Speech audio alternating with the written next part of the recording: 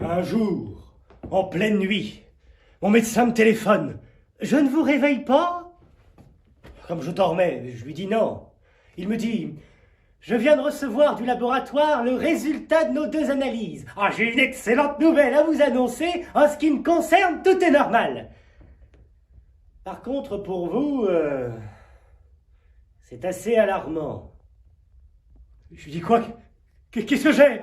Il me dit « Vous avez un chromosome en plus. » Je lui dis « Mais ce qui veut dire ?» Il me dit « Vous avez une case en moins. » Je lui dis « Mais ce qui signifie ?» Il me dit « Vous avez le virus du tueur. Vous êtes un tueur né. » Le virus du tueur? Il me dit « Ah, alors ne vous inquiétez pas, ce n'est pas dangereux pour vous. Pour ceux qui vous entourent, par contre, ils doivent se sentir visés. » Je lui dis « Mais docteur, pourtant je n'ai jamais tué personne. » Il me dit « Alors ne vous inquiétez pas, cela va venir. Vous avez une arme? » Je lui dis « Oui, un fusil à air comprimé. » Il me dit « Alors pas plus de 2 airs comprimés par jour. » Et il raccroche.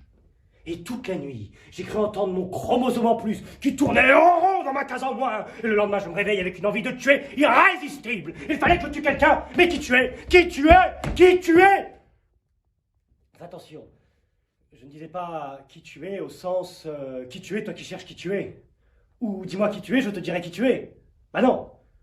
Qui j'étais, je le savais. J'étais un tueur. Et un tueur sensible. D'autant que je n'avais personne à m'apporter. Ma femme était sortie. Alors je me suis dit, tant pis, je vais tuer le premier venu. J'ai pris mon fusil sur l'épaule et je suis sorti. Et là, sur qui je tombe? Le hasard fait bien les choses. Sur le premier venu. Il avait un fusil sur l'épaule, lui aussi. Il avait un chromosome en plus, comme moi. Il me dit, salut toi, le premier venu. Ah, j'ai dit non.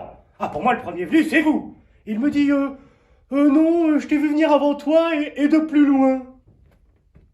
Et il me dit, ça te dérange pas si je te tutoie? Moi, je te tutoie et toi, tu me dis tu.